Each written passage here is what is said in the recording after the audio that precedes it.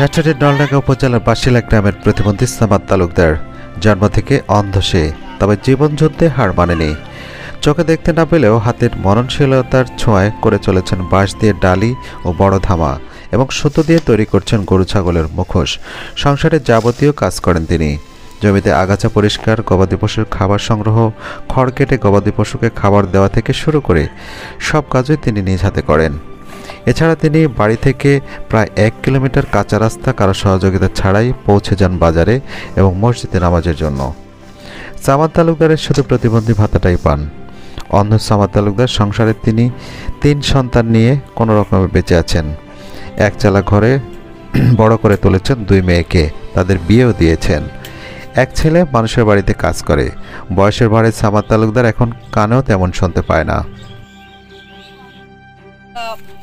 অন্ধ মানুষ ওইটাও বাটবা বোনায় ফলই টলে বোনায়, এই যে দিন পথ চলা খুব সমস্যা। যদি সরকার থেকে কোনো সহায়তা করে আমার বড় পক্ষে খুব ভালো হয়। অন্ধলিয়া খাই বাবা, ঘর দুয়ারও ভাঙা চুরা, টোপা বোনায়, আবার ঘুমাই বানাইলু, আবার সাত করে লিয়ে ঘাস কেটে নিয়ে আসলু।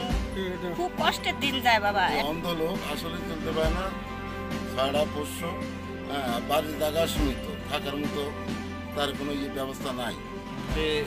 হাতের আন্দাজে কাজ করে, তার মোট মনোবল আছে, হ্যাঁ মনোবল তার সে চলে এবং সে হয়তো 1 কিলো চাহিদা এসেও পুরো কাজ চা খাই কাগজ দূরে কাজ কথা বলুন বলে। জীবন সংগ্রামে অদম্য লড়াকু সামাদ তালুকদারকে দেখে এখন অনেকেই হতচকিত হয়ে পড়েন। প্রবল ইচ্ছাশক্তি আর কঠোর পরিশ্রমে সামাদ তালুকদার হাল ধরেছেন সংসারের। হস্তশিল্প মাঠে কাজ করে সে, তাকে সকল কাজে সহযোগিতা করেন তার স্ত্রী ও সন্তানেরা। তবে শারীরিক প্রতিবন্ধকতা তাকে জীবনযুদ্ধে হার মানাতে পারেনি। অনেকেই বলেন সামাদ তালুকদার চোখে না দেখলেও বাঁশ দিয়ে ধামা, ডালি ও গবাদি পশুর মুখোশ তৈরির কাজ আয়ত্ত করতে পেরেছে। সে সংসারের সকল কাজ একাই করতে পারেন। সে এক ঘরে স্ত্রী সন্তান নিয়ে বসবাস করে অনেক কষ্টে জীবনযাপন করেন। তার পরিবারের পাশে যেন সরকারি দপ্তর সহ সমাজের সকলে এগিয়ে আসেন। সামাদ চাচা বাসিলা উত্তরপাড়ায় তার বাড়ি। তিনি জন্ম থেকে অন্ধ। তিনি এই যে টোপা, ডালি এবং কি বিছন তোলা, ঘাস কাটা এবং কি এখান থেকে 1 কিলো পথ আমাদের এই চিকেন মোড়, ওখানে তিনি নিজে পায়ে হাঁটে চলে যায়। ঠিক আছে, এটা কেউ বিশ্বাস করবে না, এই জন্যে আপনাদেরকে ডাকা। খুব অসহায় লোক, এর পাশে কোনো কেউ দাঁড়ায় না, এই জন্যে অবহেলিত লোক। এই জন্য আমি মানে আপনারা বর্তমানে যে অবস্থা, এনাকে যে একটা ভাতা দেয় প্রতিবন্ধী ভাতা, সেটা দিয়ে তারা মানে 6 সদস্য, তাদের ফ্যামিলিতে 6 সদস্যের লোক আছে, 6 জন লোক।